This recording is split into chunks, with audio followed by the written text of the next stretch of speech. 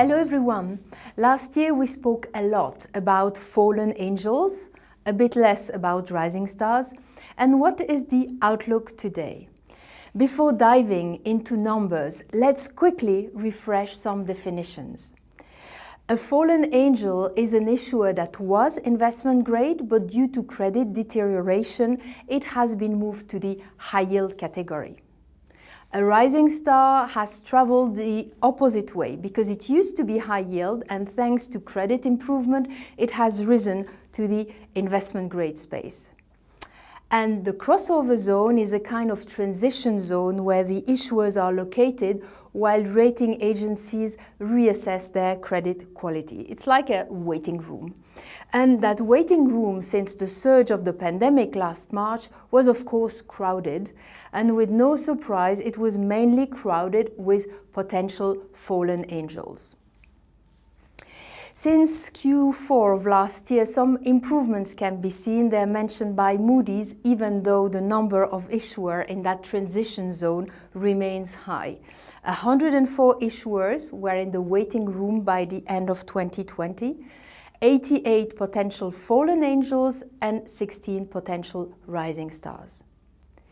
In terms of debt, this represents $474 billion of potential fallen angels. It's less than in Q3, $512 billion, but still much more than the average of $335 billion for the 2017-20 period. For the potential rising stars, it's only $140 billion in Q4, which is still better than $97 billion in Q3. So yes, there's an improvement, and that improvement can also be observed through the ratio amount of potential fallen angels divided by the amount of potential rising stars. The ratio was 6.1 times at the end of Q3, and it went down to 5.5 times by the end of Q4. So it means we can become a bit more optimistic, and still we need to remain cautious because this ratio could rise again should the pandemic not be under control in the coming months.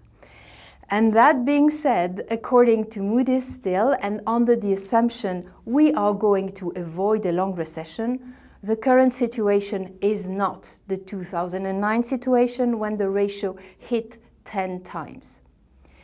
Monetary and fiscal stimulus combined with vaccination campaigns entitle us to look at the half-full glass.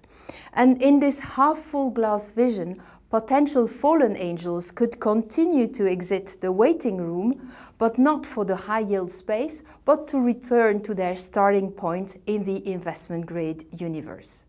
Thank you.